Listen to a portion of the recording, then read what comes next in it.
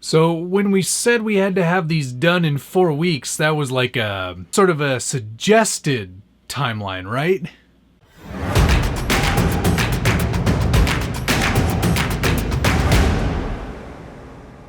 Welcome back to the Scale Builders Guild. Thanks again for watching, and first and foremost, may I apologize, please.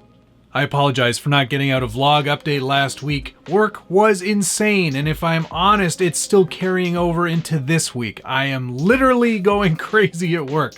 There is so much going on. Very fun, very cool projects though, so at least I have that. I do apologize again for missing the vlog update. I didn't really get much done between Wednesday and that Friday. I did get a little more done since then, and there is progress. It's gonna be tight. It's gonna be very tight. I see that from your tight pants. But we're gonna get there, I think. And, you know, as long as all the stars align and things can get shipped in a couple of days, I think we're gonna make it. Welcome back to Monthly Mayhem Challenge ProLine SC Fusion Ultra Fusion Edition. This is episode 4 and technically week 3, I think, but we are getting very close to the end. I cannot believe the progress that has been made in such a short amount of time. Did you check out my hat? This is from Mateo's RC Movies, and if you've never watched any of his stuff, I definitely suggest you check out his channel. I will put a link in the description below where you can check his stuff out. It's awesome. The Power Wagon race tractor is coming to life, and you can see it here in front of you. There has been a lot done to the truck. It has its first few layers of paint on there. I wish I had time to have shown you how I did it, but I literally was working on borrowed time. I needed to get as much done as I could for this episode because I needed to show some progress. Josh has made a tremendous amount of progress, and he's really come up from behind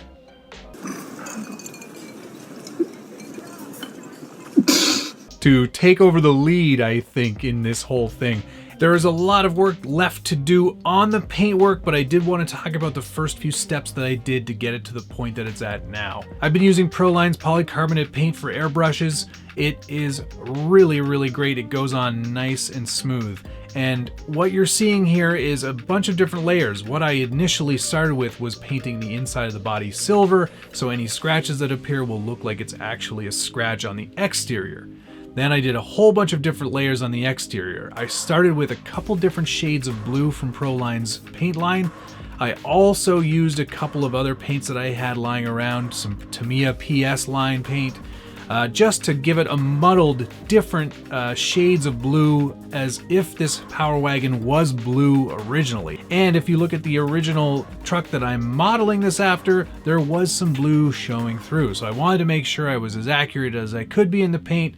That's why it looks the way it does. To get that blue paint to show through the green, I actually used the salt trick, and that's just wetting down the body after it's dry, applying some salt, letting that salt dry on the body, and then spraying the top coat over top of that.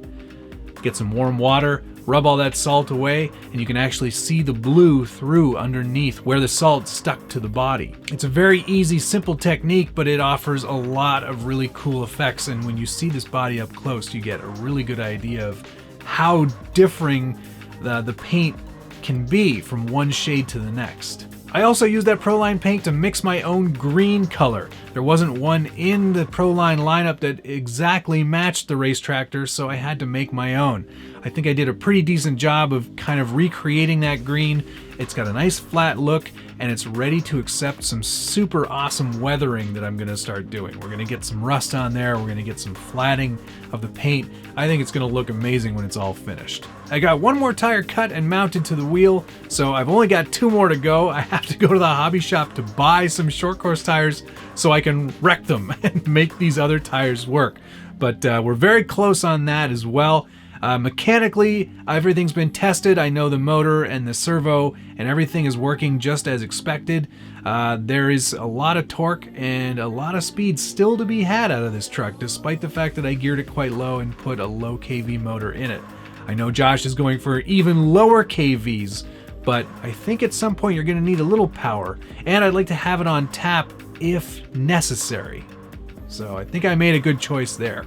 RCNerds really came through. His parts are really super cool and they're really starting to make this body look amazing. There's some nice dimension now that the emblems have been installed. They're all glued into place and ready to get weathered as well. I used a Molotow chrome pen to do all of the detail work on those emblems, so they actually have a bit of a chrome look to them.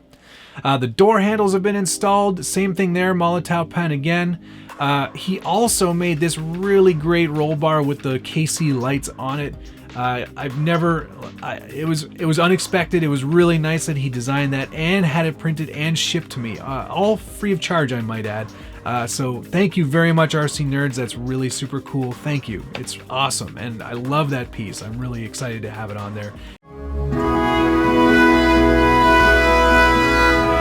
The front grille has been installed. I did it before I painted, of course, because I wanted to make sure it matched the rest of the body. I think it looks stellar in there, and it's really great that it's got a whole radiator there, so I don't have to print up a piece, so I don't have to hide any of the electronics. It's already hiding them for me. I will be 3D printing some inner fenders for the front just to kind of clean it up a little bit up front there, make it a little more scale accurate. It won't be perfect, but it'll be pretty close.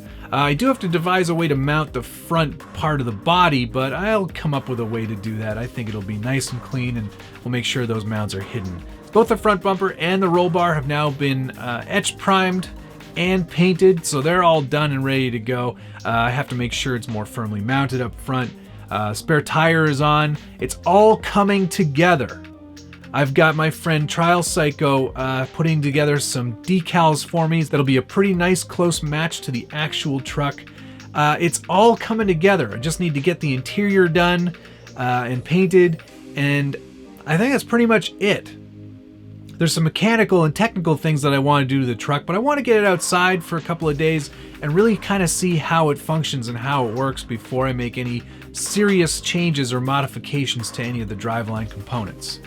What do you think I should do? Should I lock the front? Should I lock the rear? Should I lock them both? Should I lock the center diff?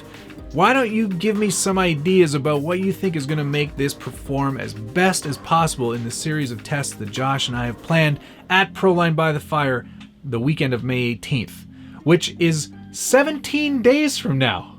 That's pretty scary. I got a lot of stuff to do still. I think we'll make it though, and I'm pretty excited about the progress that I've made. Work is going to be a little crazy for the next couple of days still, but I'm hoping that I can get some time in here and there to get it all wrapped up.